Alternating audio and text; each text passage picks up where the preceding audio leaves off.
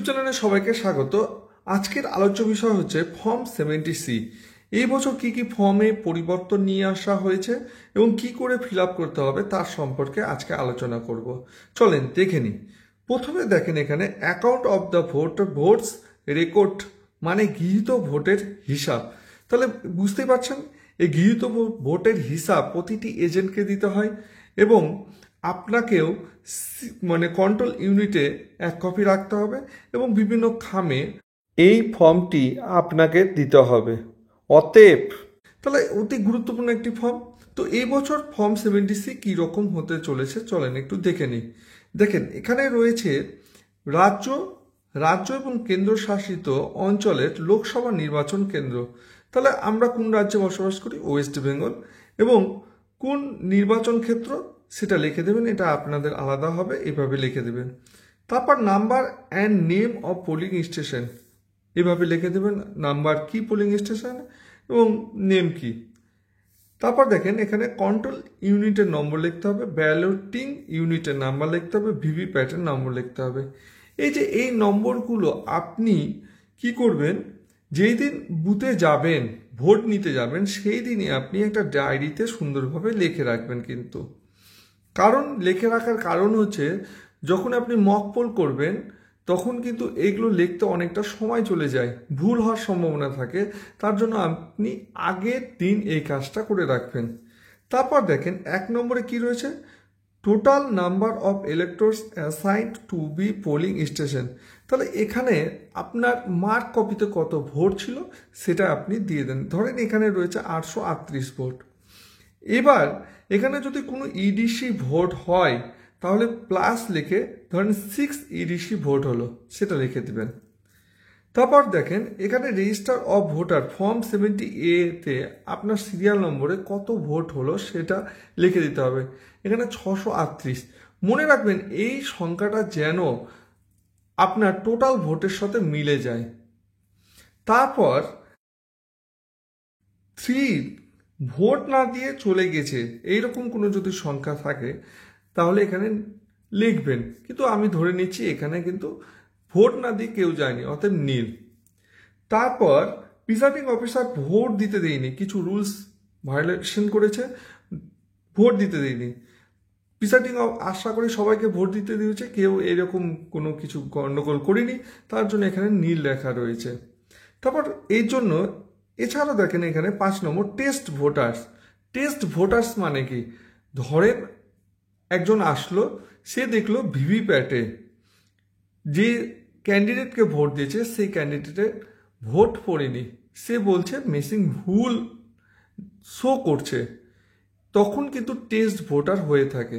তাহলে এখানে কি করবেন, এইরকম যদি কোনো সিচুয়েশন হয় তাহলে আপনি পরবর্তী যে ক্যান্ডিডেট ভোট দিতে আসবে তাকে বলবেন আপনি দেখেন ভোট ভিভিপ্যাটে পড়ছে কিনা, যদি ঠিক পড়ে তাহলে ওকে বোঝানোর প্রথমে চেষ্টা করেন।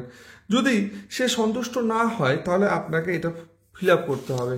এখানে দেখেন কোনো টেস্ট ভোটার হয়নি, তাহলে আপনি কি করে নেবেন, এভাবে করে নীল লিখবেন। এই বছর কিন্তু এইরকম টেস্ট ভোটে দেখেন serial number, number of candidate এরকম কিন্তু বিশাল একটা এক পাতা জুড়ে দিয়ে দিয়েছে।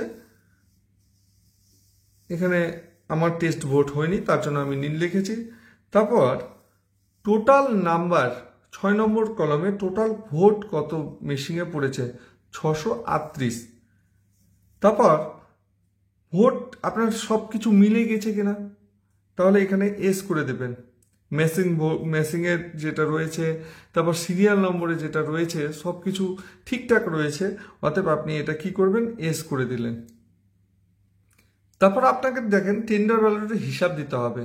ধরেন সব কিছু সুষ্ঠু ছিল, টেন্ডার ব্যালটের কোনো ভোট হয়নি, তাহলে রিসিভ ফর ইউজ, তাহলে আপনি টোটাল কত নিয়েছিলেন, 20টা নিয়েছিলেন, কত থেকে কত নম্বর সেটা লিখে দেবেন।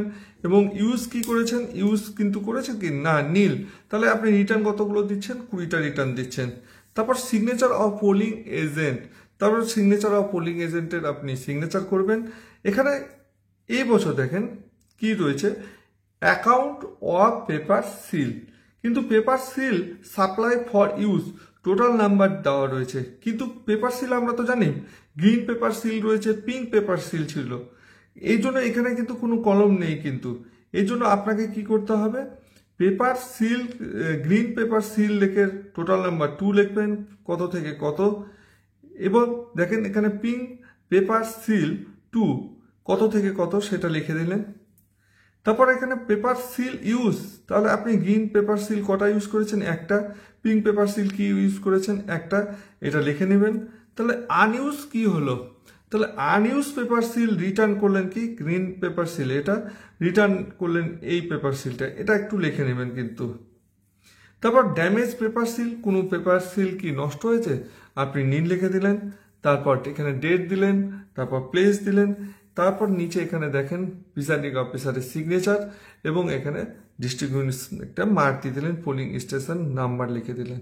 এটা যদি ভোট কেন্দ্রে কোনো গন্ডগোল না হয়, সুষ্ঠু স্বাভাবিকভাবে ভোট হয়, তাহলে এইভাবে আপনাকে ফিল আপ করতে হবে।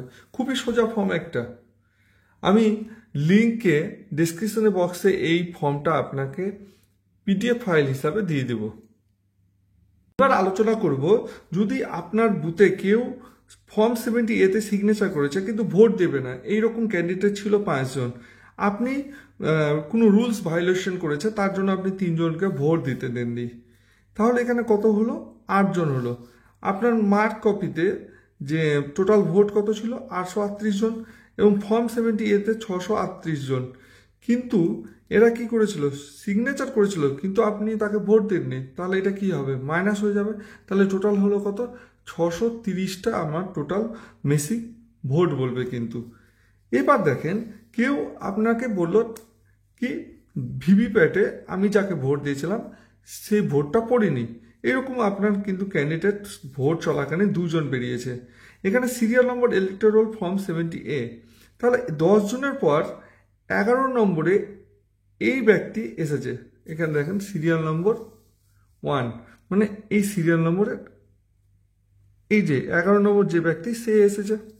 এবার এই 1 সিরিয়াল নম্বর প্রথমে, তাহলে আপনি কাকে ভোট দিতে চেয়েছিল, তাহলে সেই ব্যক্তির নাম লিখলেন। এবার ব্যক্তির নাম লেখার পর আপনি কী করবেন, তাকে নিয়ে গিয়ে বা এজেন্টদের নিয়ে গিয়ে আরেকটা ভোট দিবেন। সবাই দেখবে যে ক্যান্ডিডেটটা ভোট দিতে চেয়েছিল, যে ক্যান্ডিডেটের ধরুন সেই ভোটটা পড়েছে কিটা সবাই দেখলো হ্যাঁ ঠিক আছে মেশিন তো ঠিক বলছে, যদি তারপর দ্বিতীয় ক্যান্ডিডেট আসলো, দ্বিতীয় ক্যান্ডিডেটও বলছে কিছুক্ষণ পর আমি ভোট দিয়েছিলাম, একই প্রসেস। ধরেন ভোট কি হয়, যখন কাউন্ট হয়ে যায় তখন এই ক্যান্ডিডেট পেল 500টা ভোট, তখন এখান থেকে কিন্তু একটা ভোট কি হবে, এই টেস্ট ভোটটা মাইনাস হয়ে যাবে, তাহলে কত হয়ে যাবে তার 499। এখানে কিন্তু কোনো কিছু চেঞ্জ হবে না কিন্তু মনে রাখবেন, এখানে অটোমেটিক ভোট যখন কাউন্ট হবে তখন কিন্তু মাইনাস হয়ে যাবে। ধরেন এখানে ভোলা ছিল, এখানে চিন্ময় ছিল, তাহলে চিন্ময়ের ধরুন একটা ভোট মাইনাস হবে, ভোলার ধরুন একটা ভোট মাইনাস হবে।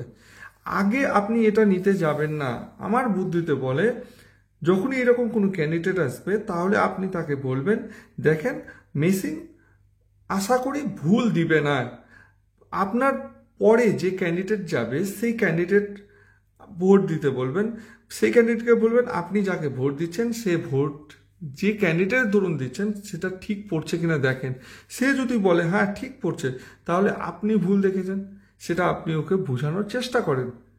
যদি না বুঝে তাহলে কিন্তু আপনাকে এইভাবে করে প্রতিটি পদ্ধতি অবলম্বন করতে হবে। এখানে কি করবেন, এখানে লিখে দেবেন 630, টোটাল ভোট হচ্ছে 630। এবার এখানে অনেক বড় ফর্ম দিয়েছে, কেউ যদি এরকম আসে তাহলে আপনি পরপর ফিল আপ করবেন এবং লাস্টে হিসাব করে। ভালো থাকেন, সুস্থ থাকেন।